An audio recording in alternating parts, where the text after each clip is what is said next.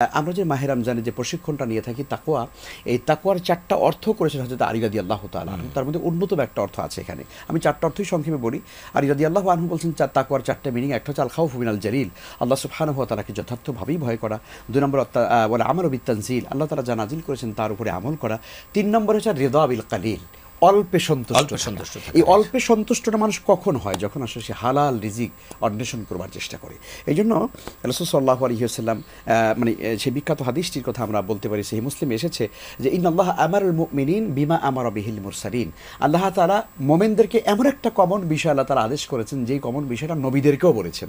আর সেটা হচ্ছে কি, ইয়া আইয়ুহার রাসূল কুলু মিনাত তাইয়্যিবাতি ওয়া আমালু সালিহা, হে নবী তোমরা কি করো, হে পৃথিবীর সকল রাসূলরা তোমরা হালাল খাবার খাও, তাইয়্যিব খাবার খাও, আর তোমার নেক আমল করো। তাহলে আগে কিন্তু হালাল খাবারের কথা হচ্ছে। হ্যাঁ, মানে কুলু মিনাত তাইয়্যিবাত, পবিত্র খাবার খাও, ওয়া আমালু সালিহা, নেক আমল করো। তাহলে বোঝা গেল হালাল খাবারের সাথে হালাল রিজিকের সাথে নেক আমলের সম্পর্ক। তার মানে আমি যদি হারাম খাই তাহলে আমার কোনো নামাজ, রোজা, হজ, যাকাত আমি মানে গোটা রমজানে মানে মজুদদারি করে করে রোজাদারদেরকে কষ্ট দিয়ে দিয়ে তারপরে আমি মূল্য বৃদ্ধি করে করে অধিক মুনাফা করলাম, মাহে রমজানের শেষ 10 দিনে গিয়ে বাইতুল্লাহ ইতিকাফ করলাম, লাভ নাই। মানে আমার এই ইতিকাফ তো লাভ নাই, মানে আমি রিয়াজুল জান্নার ভিতরে বসে বসে ইতিকাফ করলাম, কোনো লাভ নেই তো আমার আসলে। এই জন্য বুঝতে হবে ইবাদত কবুলের জন্য অন্যতম যে 4টা শর্ত আছে, সেই 4টি শর্তের মধ্যে কিন্তু একটা অন্যতম শর্ত আমি প্রথমে যদি বলি ইখলাস, অর্থাৎ প্রথম হচ্ছে ঈমান, বিশুদ্ধ ঈমান থাকতে হবে ইবাদত কবুলের জন্য। 2 নম্বরে ইখলাস থাকতে হবে। 3 নম্বরে হচ্ছে মুতাবাআতুর রাসূল সাল্লাল্লাহু আলাইহি ওয়াসাল্লাম, রাসূলের সুন্নাহ মোতাবেক আমল করতে হবে। 4 নম্বরে হালাল রিজিক।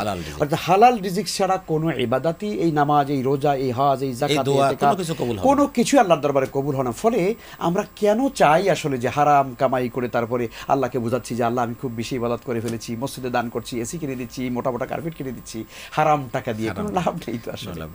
আল্লাহু তাইয়্যিবুন লা ইয়াকবালু ইল্লা তাইয়্যিবা, আল্লাহ নিজে পবিত্র, আল্লাহ পবিত্র জিনিস ছাড়া কখনোই গ্রহণ করবেন না। আরেকটা ব্যাপার এখানে একটু দর্শকদেরকে জানাতে চাই, অনেক সময় আমরা এই অর্থনীতি নিয়ে বা হালাল রিজিক নিয়ে যখন আমরা কথা বলি তখন অনেকে বলে যে হুজুর এগুলো বলবে কেন, টাকা আমি কামাই করবো, এটা আমার ব্যাপার, আমার স্বাধীনতা। কিন্তু প্রিয় বন্ধু, আপনাকে বলছি কিয়ামতের দিন রাসূল সাল্লাল্লাহু আলাইহি ওয়াসাল্লাম বলেছেন লা তাজালু কদামা ইবনে আদম হাত্তা ইউসাল আন খামসিন, 5টি প্রশ্নের জবাব না দেওয়া পর্যন্ত বনি আদম তার কদম এক চুল নড়াতে পারবে না। তার মধ্যে 2টো হলো অর্থনৈতিক প্রশ্ন, তার মধ্যে মিন আন মালিহি মিন আইনা ইকতাসাবা, তুমি এই যে সম্পদ কামাই করেছো, কোত্থেকে কামাই করেছো, কিভাবে করছো, কিভাবে করেছো। আর 4 নম্বর অফিমা আনফাকা, কোন পথে তুমি ব্যয় করেছো। ফলে এই অর্থনৈতিক স্বচ্ছতা ছাড়া জান্নাতে যাওয়া যাবে না, কোনো সুযোগ নেই, কোনো সুযোগ নেই। জি ধন্যবাদ। আমি আবার